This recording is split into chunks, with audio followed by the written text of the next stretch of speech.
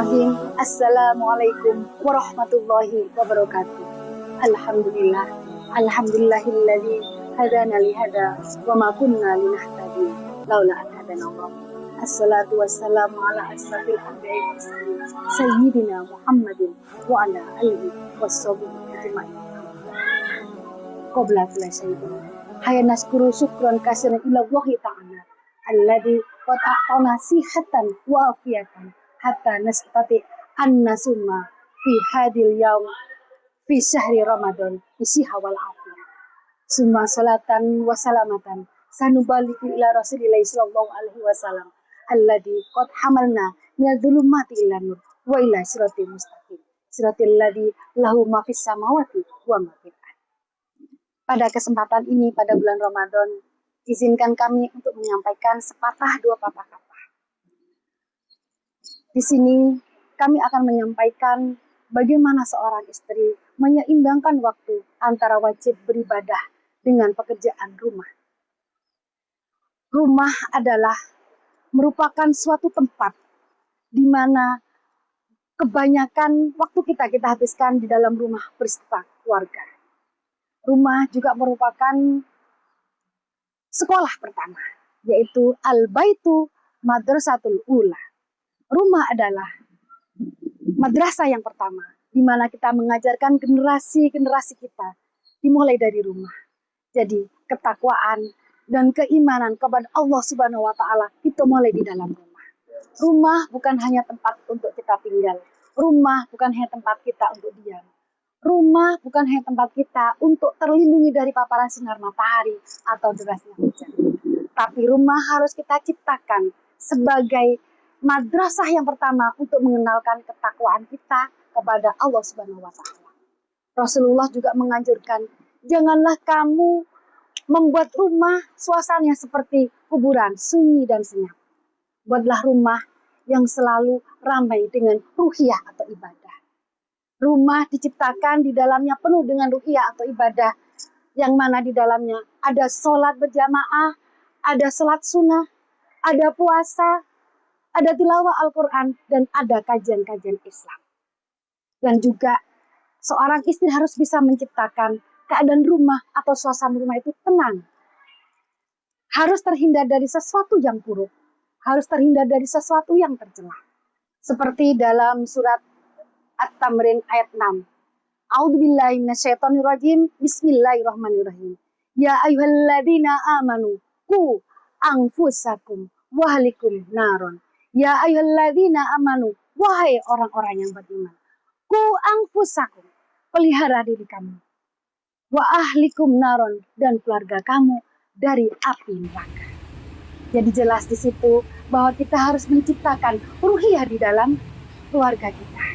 Jadi seorang istri disitulah dituntut untuk bisa menyeimbangkan antara kewajiban beribadah dan kewajiban yang ada di dalam rumah tangga. Pada ayat tadi ditegaskan bahwa tugas seorang istri bukan hanya menata perabotan rumah menjadi rapi, bukan hanya menata bunga untuk menjadi indah, akan tetapi bagaimana cara menata generasi-generasinya menjadi generasi yang Islam.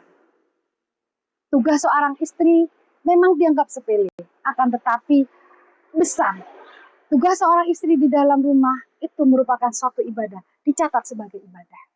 Allah menjanjikan pahala yang besar atas kesabarannya, atas keikhlasan seorang istri dalam mendidik anak, dalam melayani suaminya, dan selalu ada untuk keluarga. Allah menjanjikan pahala. Dan Allah akan memuliakan ibu rumah tangga atau wanita-wanita yang bertanggung jawab terhadap rumah tangganya, generasinya, dan juga keluarganya. Dan yang terpenting adalah bagaimana cara menjaga harga dirinya dan juga bagaimana cara menjaga rumah tangganya menjadi rumah tangga yang beriman dan bertakwa. Kadang sebagian orang menyepelekan tugas ibu rumah tangga. Tapi Allah memuliakan seorang perempuan sebagai ibu rumah tangga yang pekerjaannya melayani suaminya dan melayani generasi-generasinya menjadi generasi yang taat beribadah. Disinilah tugas seorang wanita atau tugas seorang ibu harus bisa menyeimbangkan antara kewajiban beribadah dan kewajiban tugas ibu rumah tangga. Apabila ibu rumah tangga di dalam bertugas di tengah-tengah ada suara azan, alangkah lebih baiknya berhenti dan menunaikan kewajibannya ibadah dan kemudian melanjutkannya untuk pekerjaan-pekerjaan rumah tangganya. Memang kebaikan itu tidak selalu terlihat oleh manusia. Kebaikan tidak selalu terlihat di dalam masjid. Akan tetapi kebaikan dilihat juga di dalam rumah. Contohnya yaitu pengorbanan seorang ibu merawat anak-anaknya dan merawat suaminya. Nah, untuk itu marilah kita sebagai seorang istri, kita harus bisa menenangkan hati seorang suami. Harus bisa mendidik anak-anak kita menjadi anak-anak yang berkualitas, anak-anak yang bertakwa kepada Allah Subhanahu wa Ta'ala. Karena semuanya itu untuk masa depan anak-anak kita. Kita harus rela dan ikhlas. Karena apa? Allah telah memuliakan kita dan memberikan pahala yang paling banyak kepada kita atas keikhlasan kita. Semoga Allah menguatkan kita menjadi seorang ibu yang bisa menciptakan madrasah di dalam rumah. Madrasah yang penuh dengan keimanan dan ketakwaan. Madrasah yang bisa menciptakan generasi yang berkualitas, generasi yang penuh dengan keimanan dan ketakwaan. Bagi semuanya para ibu di rumah, jangan khawatir.